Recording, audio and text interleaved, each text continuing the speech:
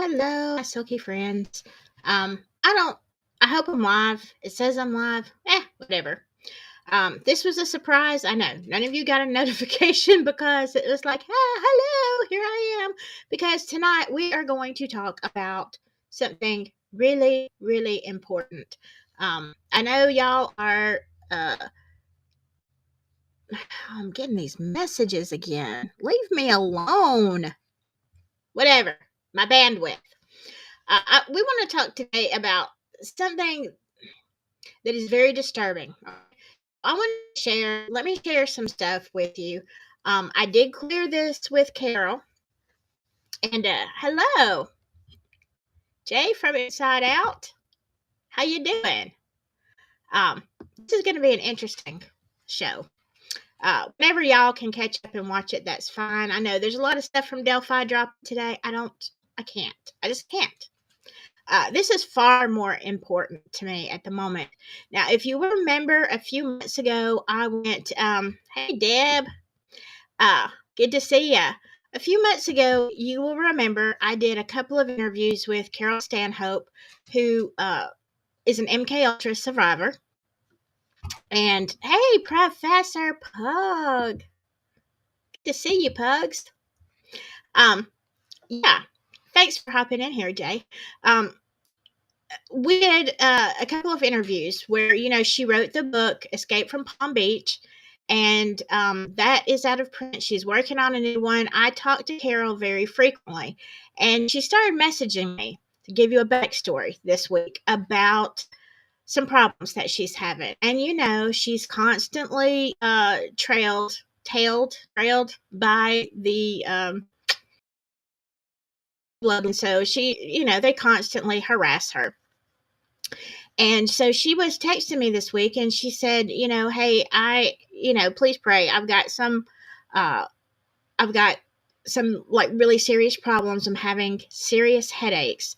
And I'm like, sure. And so she sent me a picture. Y'all, it's going to sound I'm wearing a tinfoil hat, but I promise I'm not. I left it in the kitchen.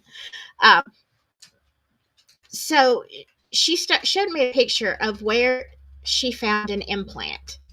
Now, if you don't know, because this sounds crazy to people who have never heard this kind of stuff, but implanting people, now I know this from, y'all know, my involuntary involvement in SRA. If you don't know what that is, don't worry about it. But they do implant people, and I learned this back in the 80s, okay? Yeah, I'm that old.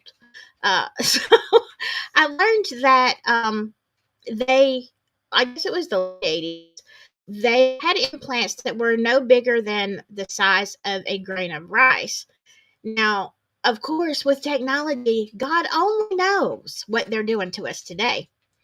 But so she said, as they were discovering, she found the place of her implant, which was, I think she said, above her this is my right temple. And she said it was like a little pea-sized hole. The implant was coming out. I know, sounds crazy. It does. But look, I'm having so many issues tonight with my bandwidth. I don't know what's wrong. I've taken my live background off and everything. But I wanted to share with you, because I know you think it's crazy, I want to share with you some articles that I found, because I'm working on a video. I'm not going to do a live. I'm working on a video about a lot of the CIA projects, okay? I'm starting with Project Pandora. I mean, it doesn't get any crazier than some of the crap our government has done to us. So please, if you're a praying person, please do pray for Carol. She's having a lot of, issues. It's it's kind of traumatic, really. But, the headaches and everything. So let me go over here. And I know I've got my crazy. I've got this picture up. Oh, thank God. All right. I probably can't see your comments for a little while because I'm going to be looking at this. Okay. This comes from a a website called Exploring Your Mind. And this is called, hope I'm saying this right. This is called this, I don't know if it's the stemoceiver. I'm thinking like stimulate stemoceiver chip fascinating experiment. Now, this is 100% documented and true. This is what is terrifying. Okay, a worldwide debate ensued right after Dr. Jose Manuel Rodriguez Delgado, well, that's a mouthful, conducted his experiments with the stemoceiver chip because it opened the door to an evil idea that it's possible to control the human brain using technology. So this sounds like something, that they just started like, what, back in 2020. Oh, but you would be wrong. Well, let me see. Hold on just a second. You know how I am about not knowing what I'm doing. Okay, there we go. Oh. Why does this always happen on a live that everything freezes up? Okay, hold on. Let me go back for just a second because this thing doesn't want to play nice. All right. Okay, here we go. Now, I definitely can't see you now. All right, so let's go down here. The stemoceiver chip experiments are some of the most controversial neuroscientific experiments of all time. To conduct them, okay, Jose Delgado, let's just shorten it, okay, implanted a device of his own invention in the brain of an animal to control its behavior. In simple terms, this device allowed a person to direct the behavior of biological organisms at a distance. It's like a remote control that, when activated, causes electrical stimuli in certain areas of the brain. It makes an animal or human act in very specific ways. Delgado was strongly criticized for his invention, although his goal, of course, it's always a, great goal, right? Right. His goal was to advance the understanding of our brain and open a path to functions. He speculated that what he was really after was an apparatus to be able to manipulate someone's mind and direct or condition behavior. Of course, we're going to help people who have mental illness or, I don't know what kind of illness, whatever. It's all altruistic, right? That's the way it always is, right? I got some property I'll sell you. After creating the stemoceiver, Dr. Delgado conducted an experiment that got him worldwide recognition. It took place in May 1965. I wasn't even a thought. In Cordoba, Spain. Okay, in the 60s? Are you kidding me? They could do this? Rodriguez chose a bull ring as the location where he would proceed to test his new device. That's interesting. The bull ring was small, and there were only a dozen witnesses at most. He had selected a bull named Lucero for his experiment with the stemoceiver chip. Witnesses claimed that several bullfighters began to rile up the bull by whipping their cape in front of it while the scientist waited behind a security barrier. Well, at least that was smart. Then the doctor came out quite well dressed in a shirt and tie with only a remote control in his hands. Okay. He slowly approached Lucera, and upon noticing him, the bull furiously charged against him, as bulls do. When the bull was close enough to him, the scientist activated his remote control. Can you imagine? Can you imagine just standing in a bull ring and his bull's charging and you're like flipping the channel? That's crazy. Crazy, right? It sent an electric to Lucero's brain and he immediately halted. Of course, the following May 23rd, Dr. Delgado was on the cover of the New York Times. I mean, I don't know. I wasn't around, but I'll take your word for it. Everyone knew now there was a way to control someone else's brain. Okay, We're talking about 65 and now it's 2024. Imagine what they could do now. Okay, Dr. Rodriguez, I thought he was, okay, yeah, Delgado, I think they mean Delgado, was a scholarship holder at Yale University since 1946. In 1950, in response to an invitation by scientist John Fulton, he joined the physiology department of that university. And of course, a decade later, he was already testing his new STEMO-saver chip. I don't know if it's STEMO. I'm going to call it STEMO. He conducted his first experiments on cats and then on monkeys.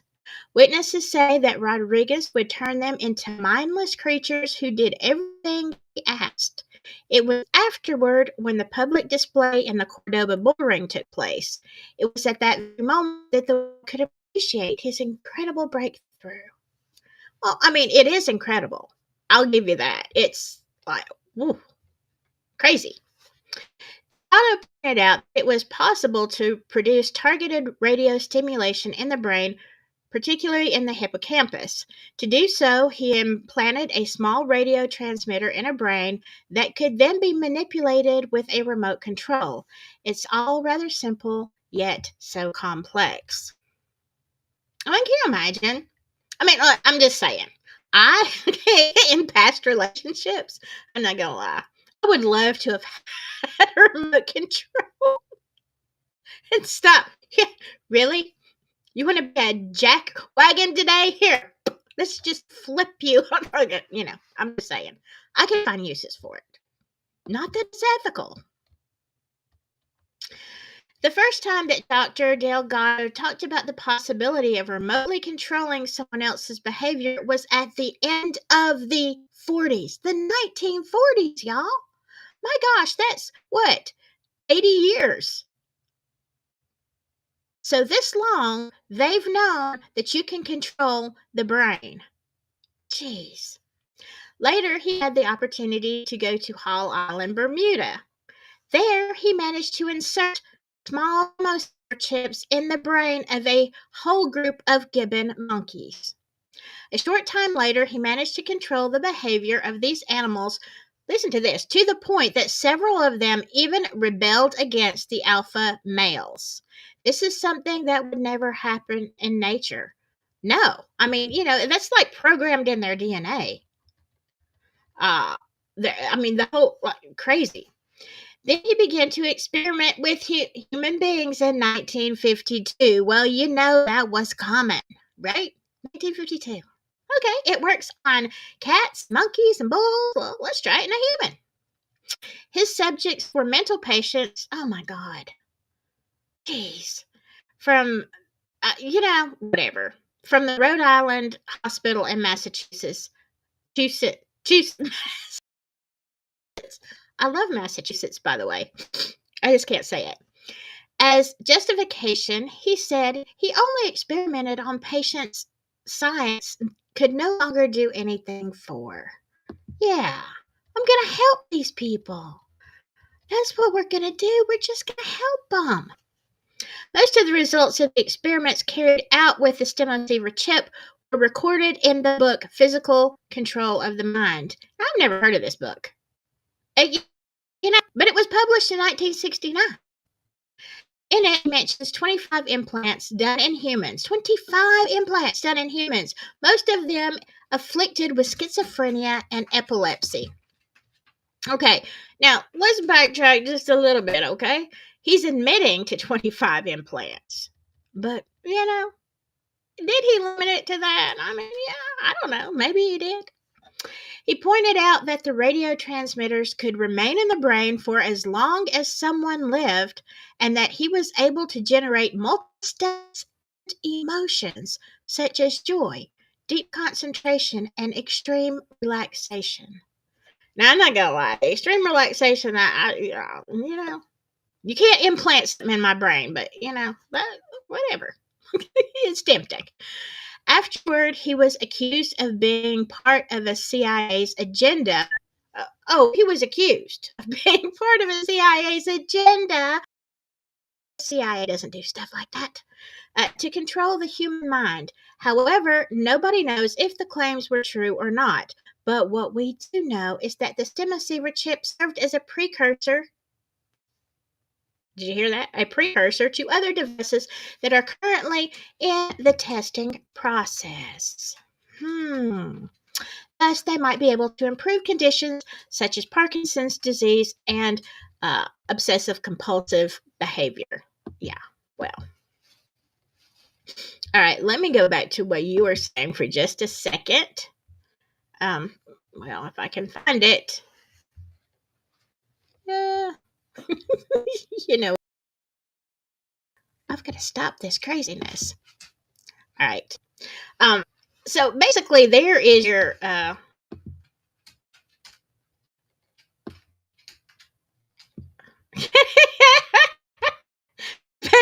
can I program my husband with a remote? Hey, I'm saying a lot of marriages could be saved this way. Just saying. Okay. So here's the thing. Is this like really choppy? Because I keep getting these crazy things. If it is, I may have to redo this one. But yeah, look. Here's the thing. I just wanted to share that article with you just as proof with the name and situation to know that these things are true. Now, back then, we're talking about actual particles, which is, what Carol's kind of going through right now, implanted into her head. But imagine now with the nanotechnology we have. My question is, and I'm going to be looking at this. I'm just telling you right now, I'm going to be looking at this. Are we ingesting, like, what if, here's the tinfoil hat again, but what if they are putting things in our food that influences us? Maybe it's not big enough to control us. I don't know. It's crazy though. All right. And let me share something else with you. Let me go back to this. So, and I found this one was a little bit interesting too. Stop sharing that one and share something else. Okay. Is this, you know what? I got a little scared. But let's talk about mind control. And now, mind control can be done in a lot of different ways. It can be done psychologically, and that is the way a lot of, kind of we assumed with MK Ultra, Carol talked about, Project Bluebird and all that kind of stuff. That was a mind control, like behavior. Certain phrases were said and they act in certain ways, and she wasn't at that time aware that there was an implant. Now, was Project Bluebird and some of these strictly just behavioral, mind control tactics, kind of like Pavlov's dogs and stuff? I don't know. But the thing is you don't know. She didn't know. Not really. And survivors of mind control, like, do y'all really think the government stopped? And no. So, that's the thing. You don't know that you're being controlled. So I looked at this article. What mind control looks like. Now, whether it's an implant or whether it's, conditioned behavior, a victim of mind manipulation doesn't even know that they're a victim. Well, of course not. Because then they'd rebel. You might think you know what mind control looks like, but it's not always how it's portrayed in the movies. Have you ever felt you were being exploited at work? Sometimes you give more than you receive. You're not alone. Boy, ain't that the truth. A lot of people are aware of this, but choose to keep quiet about it. You're afraid to lose whatever you're getting, and your fear is stronger than everything else. This is a form of mind control, okay? Even though it's not an implant, fear. And this is important, okay? The reason I'm talking about mind control right now is because we are manipulated by so many things, so many people, by the media, whatever. Fear is the one of the biggest factors. You put up with a lot of crap at work because you're afraid. You're afraid of losing your job. What am I going to do? What if I can't pay my bills? All right. The same goes for inequality. Poor people accept systems that make them poorer and the rich richer. Uh, Likewise, women have fewer opportunities in patriarchal societies. That is true. I mean, even here in the States, but you think about some other countries where it's very patriarchal, a lot less still to this day, a lot less opportunities. So, why do people put up with this?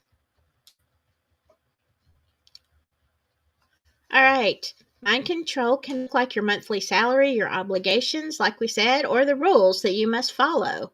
When someone controls your mind, you stop questioning why you put up with so much work for a lousy pay. You think you're free, but you're not. Mind control is all about consensus or the illusion of it. It's about making everybody agree on something. Oh my gosh, does that sound familiar? Obviously, you don't support something for the same reason other people do. Some might agree on something because they don't have a choice or because they feel unable to disagree. Others think the best. It's for the best.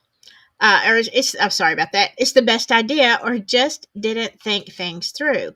Maybe it's due to psychological internalization. There are psychological and physiological mind control techniques. You know, did some of my exes know these techniques? I'm just asking.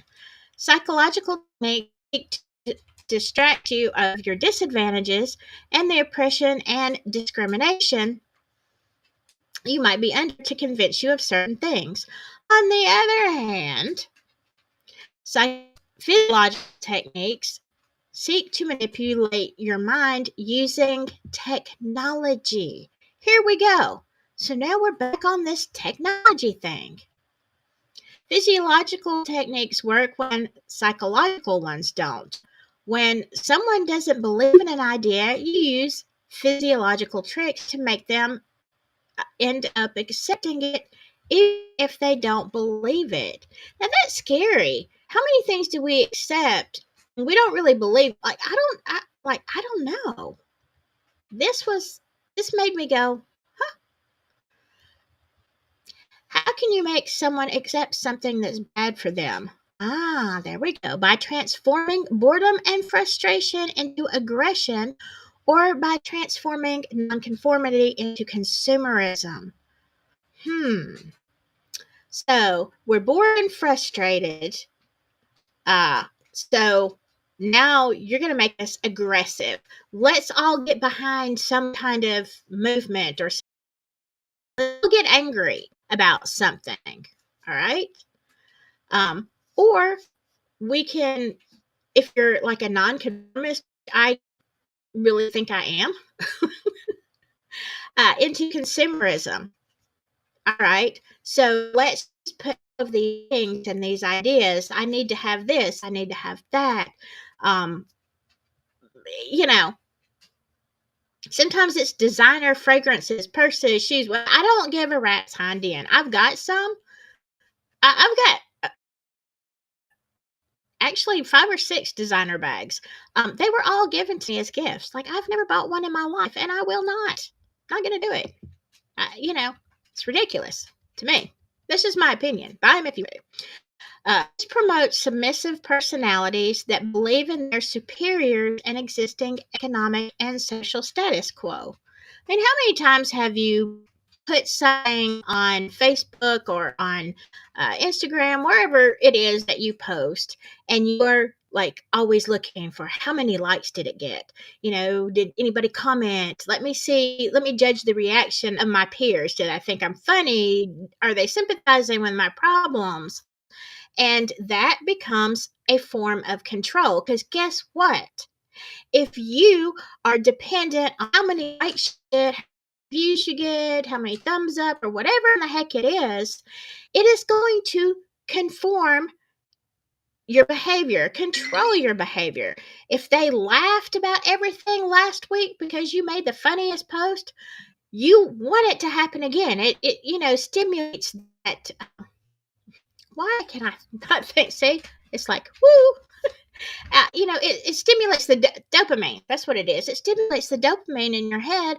And all of a sudden, you're like, oh, that felt really good. People really think I'm funny. People really think I'm a good person. They really, whatever last week. Let me see if I can replicate that again because I want that dopamine. Yeah. Well, but there is a price. And if you can read this quote over here. Talking about, and this is by Aldous Huxley. I'm just going to read the very end of this. The victim of mind manipulation does not know that he is a victim. To him, the walls of his prison are invisible, and he believes himself to be free. That he is not free is apparent only to the other people. His servitude is strictly objective. Okay, finally, one of the most effective types of mind control is fear. We talked about that a little bit ago. Combined with ignorance, it can unleash feelings of distress and distrust, which lead people to make more risky decisions. Okay. I mean, obviously, the fear of stuff, the knowledge, like you don't leave your job for fear because you don't know that reason, that there are 10 more employers who would be interested in you. You see what I'm saying? It's the fear, the culture of fear.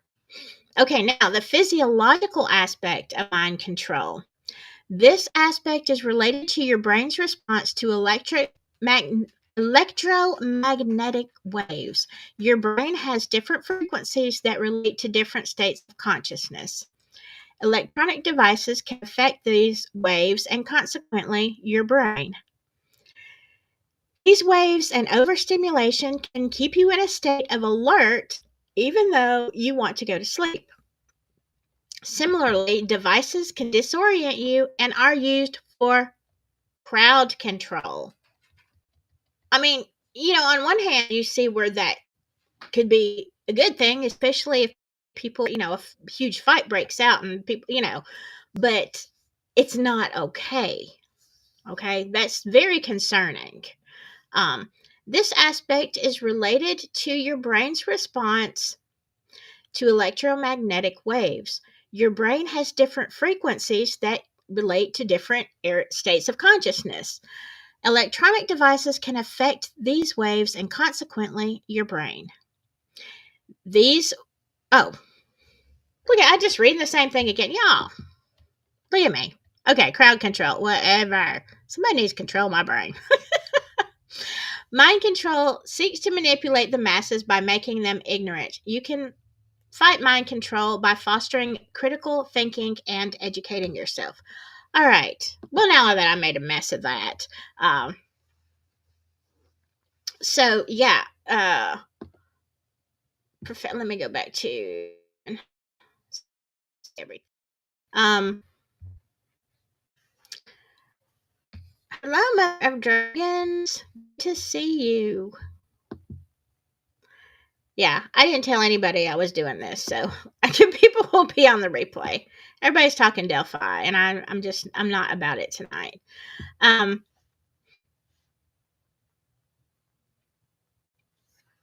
Okay. Would it be great for schizophrenia? Let me put that up there. Potentially. Yeah, potentially. I mean, I guess so. I guess it would depend really on I don't know how much they can control. I mean, can they control your thoughts? I mean, I don't know. Can they